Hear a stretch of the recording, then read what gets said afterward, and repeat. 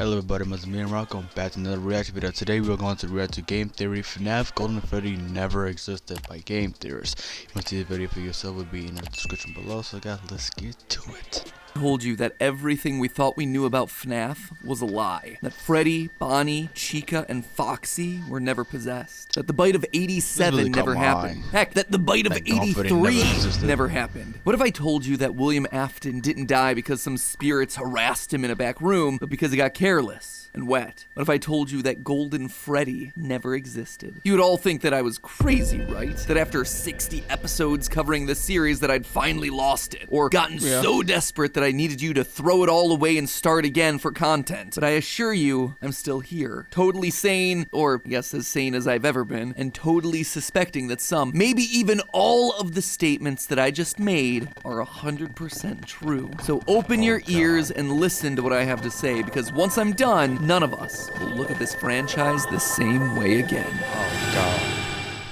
Let's get into Hello, Internet! Welcome to Game Theory, where... Am I the only one that hears that weird humming sound? I think it's coming from the subscribe button. Can you help me smash it?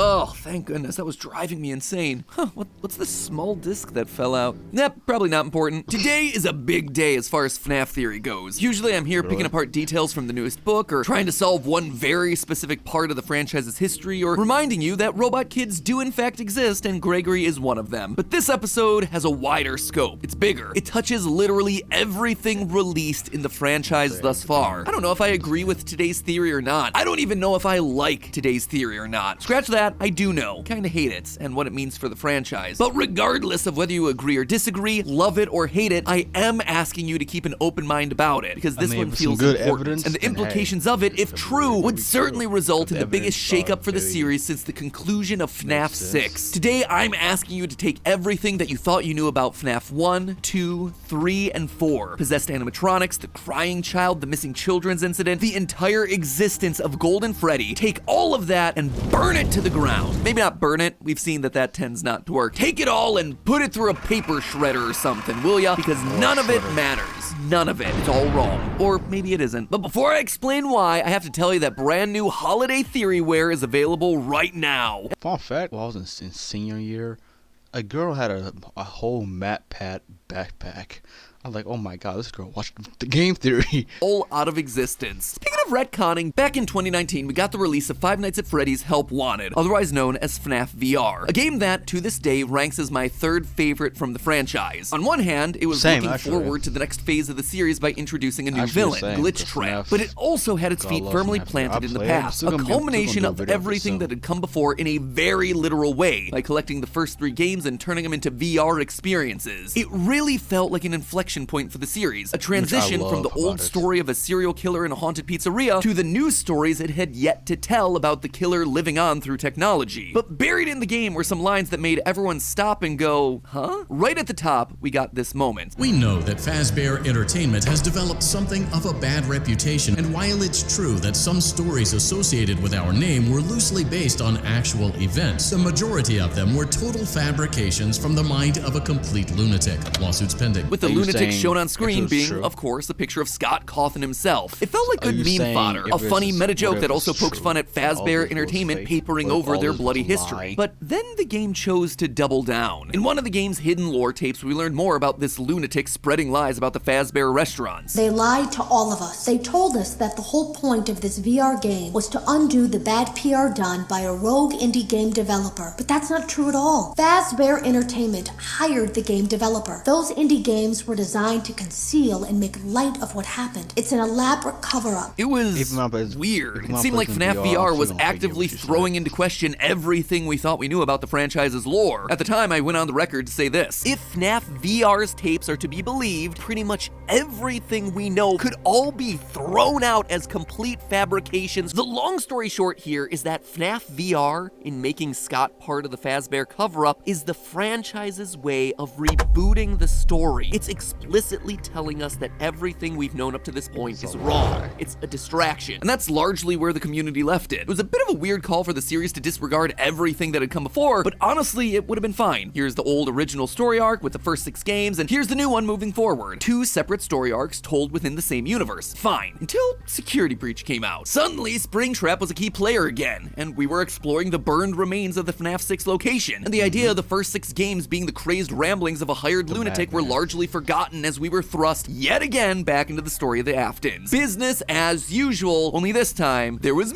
Music Man! So that was pretty much the status quo for the past year. But then, in late September, the unthinkable happened. We got another book. I know, I said the B word. I'm sorry, but stick with me, this one's different. You see, this one delivers on the hope that we've had for the books from the very beginning, that they would take small moments from the games and expand upon them to bring more clarity. Care to guess what moment from the games they chose to expand upon? The story of a rogue indie developer hired by Fazbear Entertainment to create a series of games covering up the company's shady past. And if there was any lingering doubt as to how this story fit into the games, the title was none other than Help Wanted. I'm about to summarize what exactly happens in the story, but the TLDR of it is exactly what we predicted back in 2019, that everything you thought you knew about the franchise is dead, just not exactly in the way that we thought, and it suddenly changes everything about how we should be approaching this franchise moving forward. In the story, we follow a character named Steve, an indie game developer stuck in a dead-end job while working on a, quote, fetch quest-based game featuring cartoony chipmunks. Now, what could that be a reference to, Scott? Just like we hear about in FNAF VR, Steve is contacted by Fazbear Entertainment to create a series of games in order to help rebrand the company. At first, he turns down the offer. Not the company to take no for an answer, Fazbear then sets up an elaborate plot where they catfish Steve into a date with the woman of his dreams. During the date, he passes out, only to wake up and find that suddenly he's married to the woman and suffering from severe memory loss. This happens a few more times, waking up to discover that he now has children, or that the house he lives in is being foreclosed. Suddenly, in desperate need of money, he contacts Fazbear Entertainment and starts making games for him. 4 games, to be specific. All the while, a constant ringing is happening in his ears. Bit by bit, he becomes more sleep-deprived and paranoid, which then feeds into his games. At night, he's haunted by night terrors, horrific monsters that keep popping out of the walls, which only pushes him to work harder. And throughout it all, the ringing continues to build, rotting his brain. Eventually, Steve discovers what's going on. The high-pitched sound that he keeps hearing has been creating illusions used to gaslight him. His house, just a series of blank rooms. The night terrors, amusement park jump scares coming out of the walls. His beautiful family, robots with plastic faces and wheels. Their physical description actually sounds a lot like the staff bots. Steve is then given a choice of going back to the miserable real world or returning to the happiness that he felt inside the illusion. He chooses the illusion, giving his robot wife a hug, who then stabs him to death. Oh, also there's a DJ on the radio called DJ Dan, the Music Man. It's not important to the lore, it's just for the memes. It is a super sad story. It's also in no way a tale from the Pizzaplex, considering the place isn't mentioned once. But more than anything else, it's a story that confirms some of our greatest fears about the franchise. First and foremost, illusion discs are now officially a thing in the games. If you don't know what illusion discs are, then good for you. You clearly avoided reading the novels. I, however, not so lucky. Basically, these things use high-pitched noises to trick the human mind into creating intensely real illusions of things that aren't really there. A robot appears exactly like a human. A pizzeria is more decorated than it actually is. Characters turn practically invisible on camera. These are all ways that they've been used in the books, but up until this point, we've never had a reason to believe that they were in the game universe. The only time that I've suspected that they might be a thing in the games is this scene from Sister Location, when we remove a random flashing disc from Funtime Freddy's chest. It was just speculation at the time, but now, going back, listen to that scene. The chest cavity should now be open.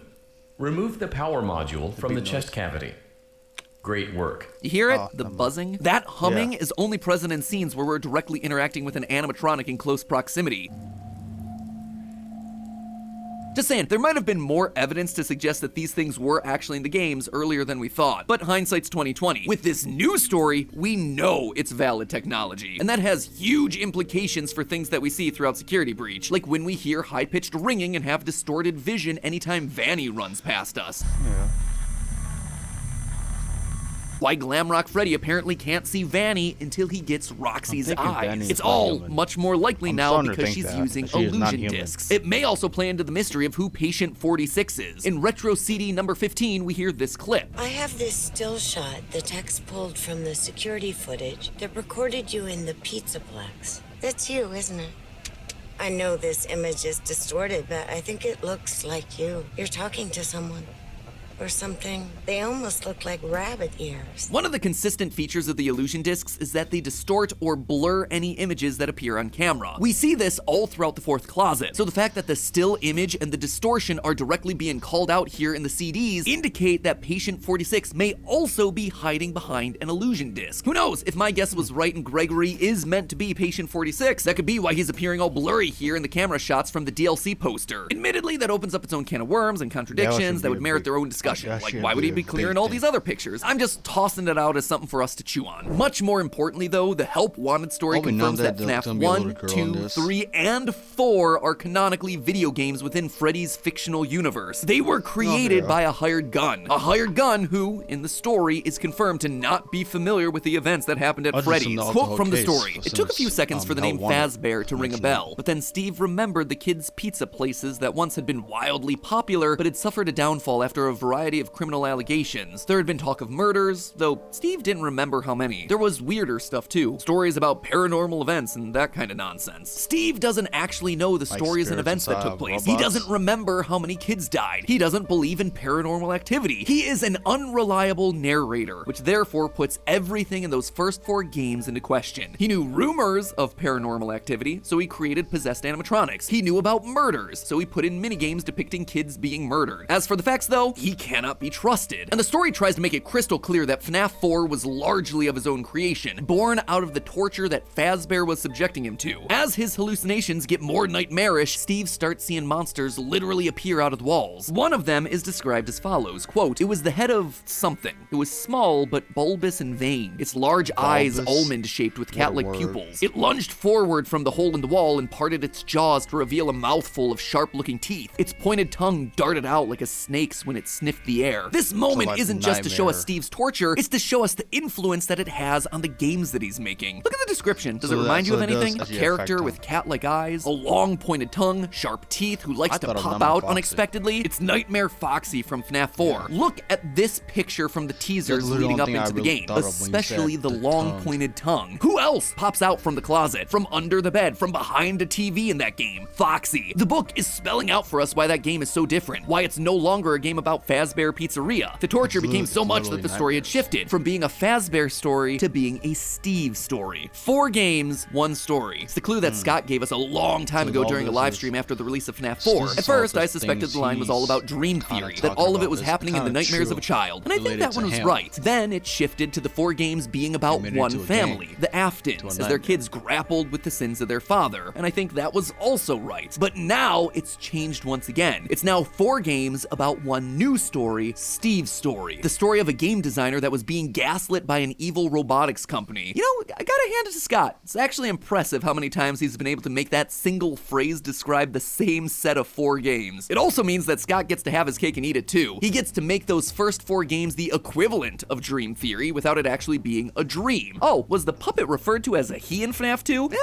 Steve didn't know. Were there 5 victims? 10? 15 in that first set of pizzerias? Don't know. Steve's just making his best guess. But most importantly of all, it means that anything that doesn't physically appear in or after Sister Location and beyond is suddenly cast into doubt. And when you think about it, that includes some major parts of the lore. For instance, we know that Michael Afton is in fact a security guard for Fazbear Entertainment at some point thanks to the security logbook. Plus, with Sister Location in FNAF 6, we know that he ends up getting scooped and dying in a fire. Sister Location also proves the existence of Elizabeth Afton and how she got scooped by Baby. But the third Afton kid, Crying Child, he's never been mentioned in any other game other than FNAF 4. I've made theories suggesting that he's the other spirit communicating with Cassidy in the survival logbook, but you know, that's just speculation because I assume that he existed. In FNAF 6's Midnight Motorist, there's reason to believe that he's the one who broke out of the house, considering that Mike in the chair says he's had a hard night, but again, that is pretty weak evidence. Honestly, the closest we get to having physical evidence of his existence is in Security Breach's Post-it room, where there's a dinner scene made up of 5 staff bots that appear to be simulating the Afton family. And one of those 5 5 is missing its head, which we've assumed represents the crying child getting chomped. But all of that evidence only stands because the crying child was thought to exist thanks to the first 4 games. Maybe that's why we've never actually gotten a name for him, because he was never meant to exist in the first place. And so Scott purposefully hid the name in order to allow the 5th Afton child's identity to remain anonymous, ready for a big plot twist when it turns out that he has another child, maybe a daughter, maybe called Vanessa. It's speculative as all heck, I'm just throwing it out there as a consideration. Henry and Charlie are definitely in this universe. We see Charlie's death and possession of the puppet thanks to the minigames in FNAF 6, so that's all confirmed. But the missing children's incident where 5 kids were murdered at the FNAF 1 location? Unclear. It's likely that it happened, considering that in FNAF 6's Lorekeeper ending, we see 5 gravestones with one on a hill, the 5 missing children's incident victims plus Charlie, the 6 victims of William Afton. It's the same thing with Princess Quest. To move forward in the Princess Quest minigame, you have to light 6 gravestones. So it seems like those 5 murders happened, but then what about the extra 5 dead bodies that we see appearing throughout the FNAF 2 pizzeria? What about hearing that the pizzeria is getting closed down in the tapes? Even less clear. FNAF VR's main ending proves that William Afton is still the main killer in this universe, and that he definitely stuffed kids into the animatronics. However, whether those kids go on to possess the animatronics is up for debate. Without the first 4 games being officially canon, we don't really have any evidence for their possession. But perhaps the biggest ripple effect of them all, this new understanding of the canonicity heavily suggests that Golden Freddy may never have existed. That's right, my favorite clickbait yellow boy may not actually be a thing in this franchise at all. Consider this, Golden Freddy, while seemingly this super important piece of the lore to the franchise, hasn't shown up in a major way in any recent titles. He's only ever shown up in titles with questionable canonicity, like FNAF World, which is definitely not canon, Custom Night, which is Afton's personal hell, and FNAF AR, which isn't really canon. And if you think it is, then both Shamrock Freddy and Chocolate Bonnie are canon, and I refuse to live in a world where that could possibly be true. But in the main games, nothing. In Sister Location, his name is used in a Custom Night challenge. In FNAF 6, completely absent. And in Security Breach, sure, there's a golden Glamrock Freddy that you can collect, but there's a golden toy of every character that you can collect. In fact, I think Security Breach was outright trying to tell us that Golden Freddy has never been a thing. Of the dozens of collectibles that you can find throughout the game, plushies, figurines, keychains, sweaters, 4 of them actually seemed important. 3 posters from Fredbear's Family Diner, and an even older one from Fredbear's Singin' Show. The Singin' Show is,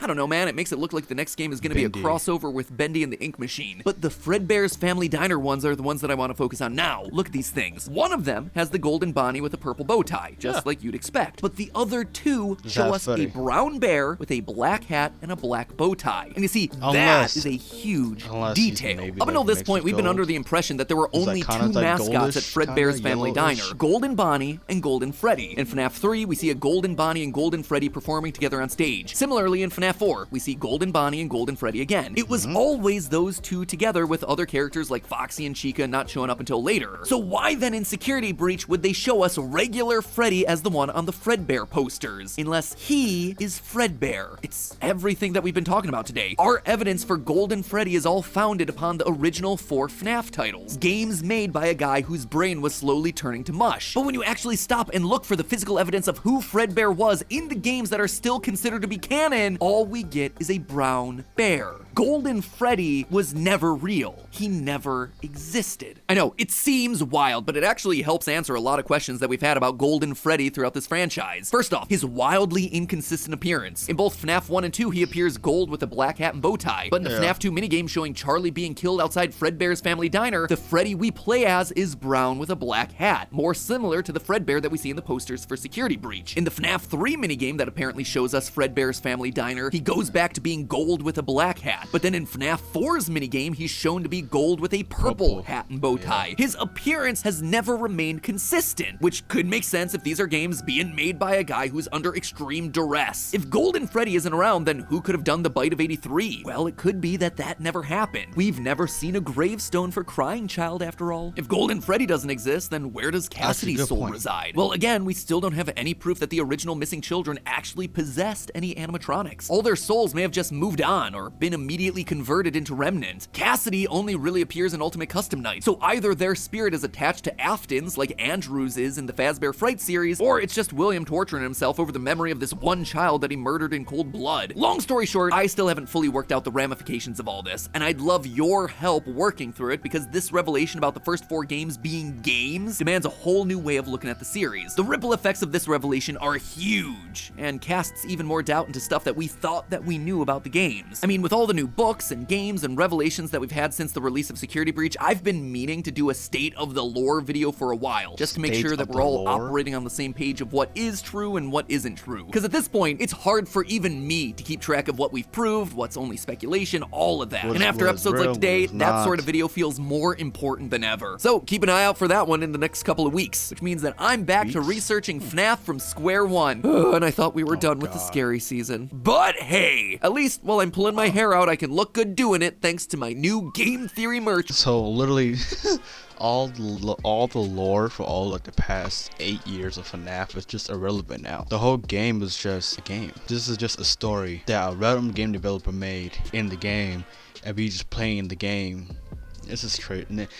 So literally the games are just a game. He don't believe in paranormal. He think the kids, so many kids that died in the kids place is not real. So what he did, he put all in one. In the FNAF 1, FNAF 2, FNAF 3, on a pizzeria place. That's actually a real thing. It's like us making a Chuck E. Cheese horror game, but it's like the place is real, but everything we putting in the game is not real. But we just put in this because we don't believe in that. That's true. That's a lot of people making Five Nights at Chuck E. Cheese horror game, but that's crazy. Well, basically, it kind of does change your perspective now on the game, because now everything we just know is irrelevant. The characters, especially the characters. So basically, everything we learn and know about doesn't even matter. Jesus. Okay, well, guys, I hope you enjoyed this video. Jeez, I gotta think about this a lot now. You want to see more reaction videos, gameplay, and live stream, anything else on this channel. And when MatPat upload another FNAF theory, like you said, in the next few weeks, make sure you subscribe, hit the notification bell so you won't miss no videos of stream down doing the channel. So guys, I'll see you in the next video.